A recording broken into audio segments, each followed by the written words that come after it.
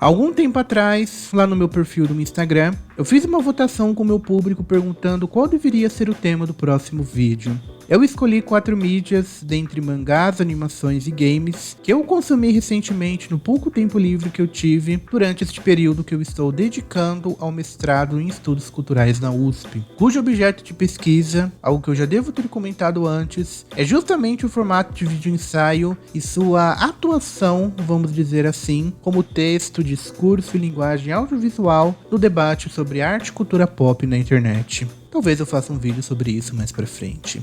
As mídias que eu coloquei na enquete foram Aiko, um jogo de plataforma de PS2 que eu havia jogado pela primeira vez no ano passado, que tem uma narrativa e temática muito interessantes que lembram contos de fadas, e mais ainda, alguns dos principais filmes do diretor Guillermo del Toro, e é justamente este paralelo entre Aiko e os filmes de del Toro que seriam o tema do vídeo, a segunda temporada de Fiona Cake, que no período em que este roteiro está sendo escrito, está em lançamento e é a continuação direta do spin-off de Hora de Aventura, que não só fiz vídeo sobre, como eu também falei sobre no meu vídeo de ensaios que eu lancei neste ano, Bibliomania, um mangá de terror psicológico de 2016 que tem uma história tão bizarra quanto interessante, inspirada em elementos de Alice no País das Maravilhas e que tem um debate pertinente sobre conhecimento e poder. E por fim, a obra que acabou ganhando a votação, O Serviço de Entregas da Kiki, o clássico filme de 1989 do estúdio Ghibli, dirigido pelo lendário Hayao Miyazaki, baseado no romance infantil de Eiko Kadono, que conta a história da jovem bruxa Kiki e seu gato negro Gigi, que passam a trabalhar em um serviço de entregas em uma nova cidade.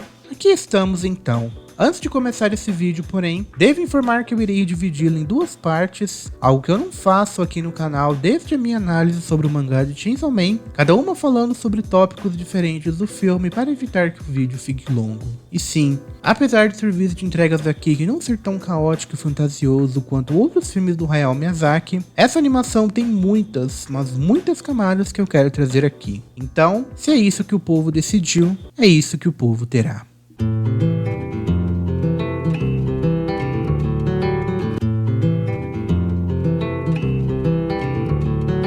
Este será o primeiro vídeo especificamente sobre um filme do estúdio Ghibli, e eu fico muito feliz em ter a oportunidade dele ser sobre essa animação. Pesquisando no YouTube afora, existem uma porrada de análises e vídeos ensaios sobre A Viagem de Chihiro e outros filmes, digamos, mais fantasiosos e esteticamente maximalistas de Hayao Miyazaki. Obras que, devido à riqueza de cores, cenários, personagens, criaturas mágicas e outros elementos visuais, é quase impossível não tentar desvendar as infinitas camadas de simbolismos e subtextos ali presentes. Dessa forma, pelo menos é essa a impressão que eu tenho, parece que obras mais minimalistas, entre aspas, do estúdio Ghibli, como o Conto da Princesa Kaguya e o próprio serviço de entregas da Kiki, são tanto quanto ignorados pelos canais de cultura pop, simplesmente por não incentivarem a busca por teorias malucas ou simbolismos ocultos. Por outro lado, muitas das análises sobre algumas das animações do estúdio japonês, na maioria das vezes, sempre focam em questões referentes a amadurecimento,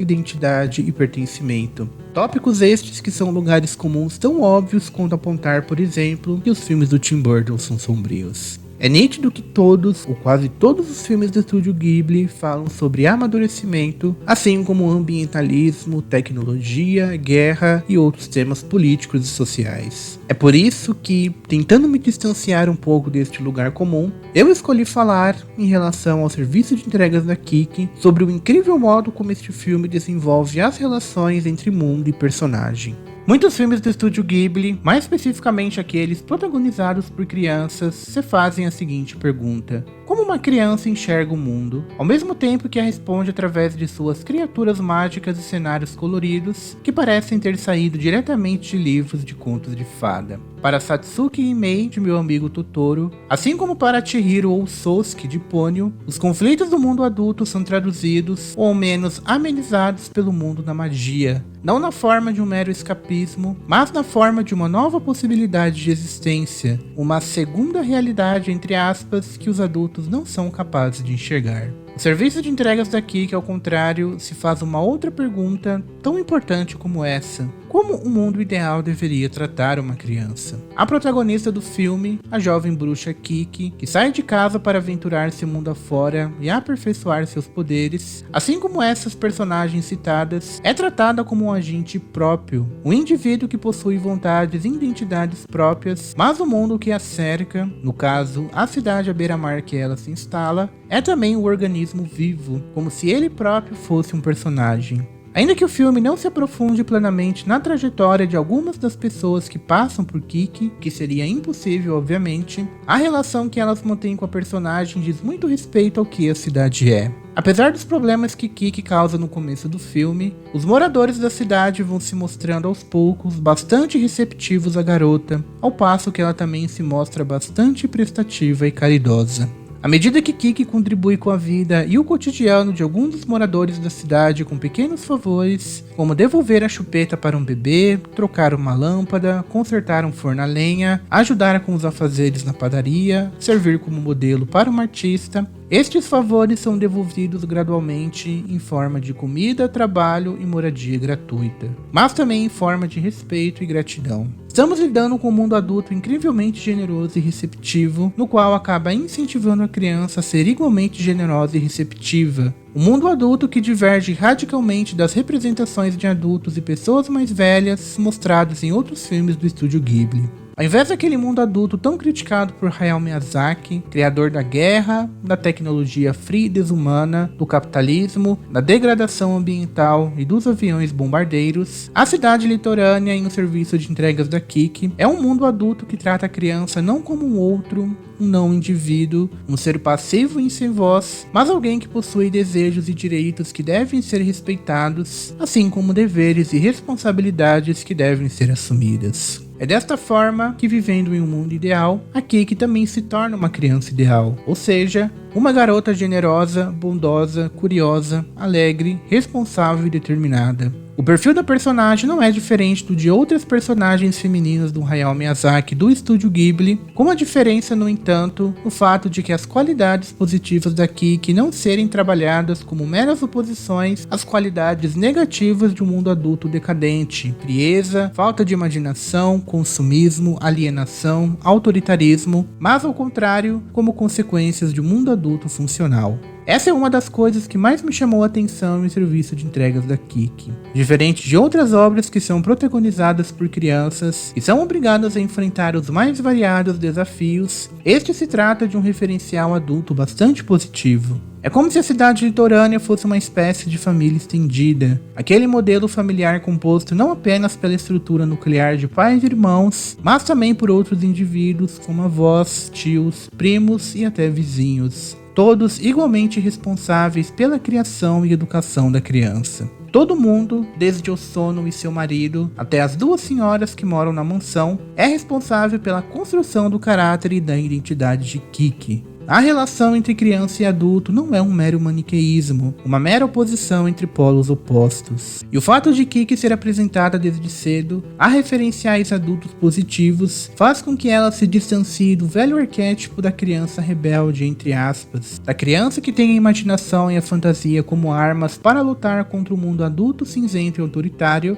O diretor Guilherme Del Toro trabalhou muito em cima deste arquétipo em filmes como O Labirinto do Fauno e A Espinha do Diabo, e aproxima da criança saudável que consegue absorver o máximo de experiência e sabedoria dos mais velhos. O que também faz com que a cidade litorânea onde Kiki repousa ser aquilo que eu chamo de mundo ideal é o fato de que as diferenças culturais entre a personagem e o ambiente não serem tratadas como um obstáculo insuperável que intercepta a relação entre eles. Pense comigo, a Kiki representa o exato oposto de quase tudo aquilo que os moradores da cidade são.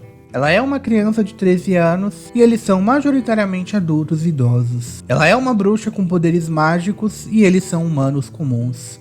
Ela é alguém que veio de uma vilazinha pequena, de um lugar provinciano, e eles são de uma cidade grande. A Kiki é basicamente a junção de uma série de identidades que poderia facilmente fazê-la sofrer discriminação e preconceito em um ambiente completamente novo. No entanto, apesar das pequenas intrigas causadas pela presença da personagem na cidade, essas diferenças geram naquelas pessoas mais curiosidade do que estranhamento, aversão ou preconceito. Não são raros os momentos de gente soltando interjeições de surpresa ou até mesmo relembrando histórias da infância sobre bruxas que ouviam dos mais velhos. Como se as bruxas, ao contrário daquela figura maligna e grotesca existente no imaginário da literatura gótica e do gênero de terror, fossem figuras sobrenaturais e exóticas, mas incrivelmente admiráveis. As pessoas literalmente veem uma bruxa rasgando os céus da cidade sob uma vassoura e não sentem medo ou espanto. Estamos basicamente falando de adultos e pessoas mais velhas no geral, que são atiçados por uma genuína curiosidade infantil ao se depararem com aquilo que é novo e diferente.